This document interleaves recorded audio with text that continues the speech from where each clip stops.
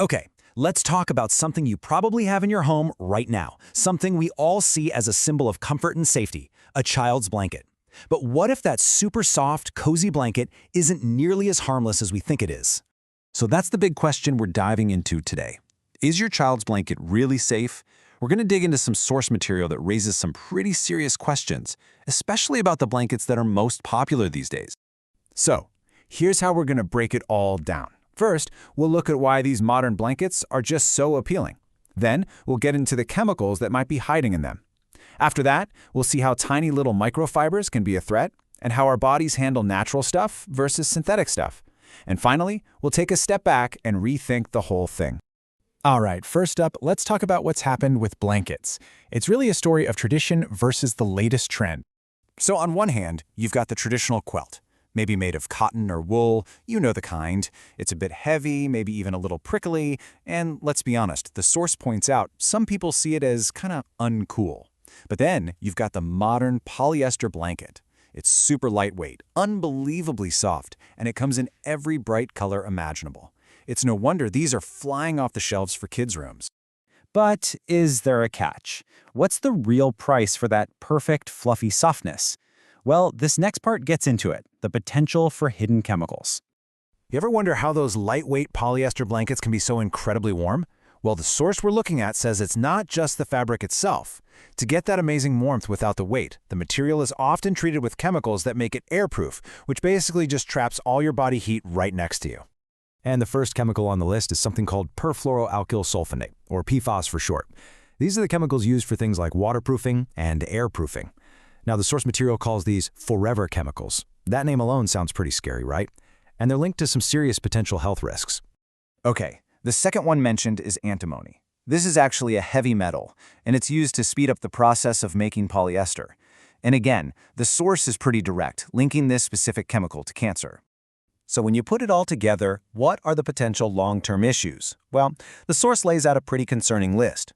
We're talking about links to serious conditions like cancer and PCOD, but also to really common problems we see in kids today, like allergies and asthma. But you might be wondering, how in the world did these chemicals get from a blanket into a person? And that brings us to an invisible threat, tiny little things called microfibers. It's actually a really simple process. First, that polyester blanket is constantly shedding tiny microscopic fibers into the air, so a child sleeping under it can just breathe them in through their nose.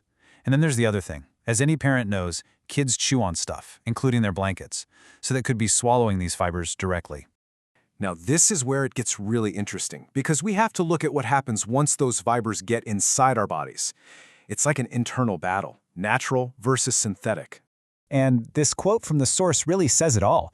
Remember that term, forever chemicals? It's not just a scary nickname. It literally means our bodies have no idea how to break them down. They just can't digest or get rid of them.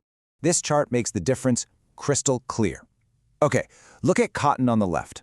If you inhale a tiny cotton fiber, your body recognizes it as natural cellulose. Your enzymes can break it down, and you eventually just get rid of it. Simple.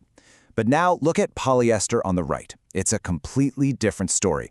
It's a synthetic forever chemical. The body can't degrade it. It has no tools for the job. So what happens? It just stays there. So what happens when these foreign objects just hang around inside the body? Well, the source suggests it could kick off a constant, low-grade fight. This could lead to things like inflammation, maybe even cell damage, and it forces the immune system to stay on high alert, trying to attack something it can never actually get rid of. So after hearing all that, what are we supposed to do? Well, our final section is all about rethinking our choices and maybe putting safety ahead of style for once. And this question really hits home. It forces you to stop and think about why we buy the things we do. Are we just grabbing what looks cool in a TV show or an ad, or are we actually thinking about what's safest for our kids? And this is the big takeaway. The source suggests we need to reframe how we see these blankets. That traditional cotton quilt isn't uncool or old-fashioned. Maybe it's actually the wise choice, the safe choice. So let's sum it all up one last time.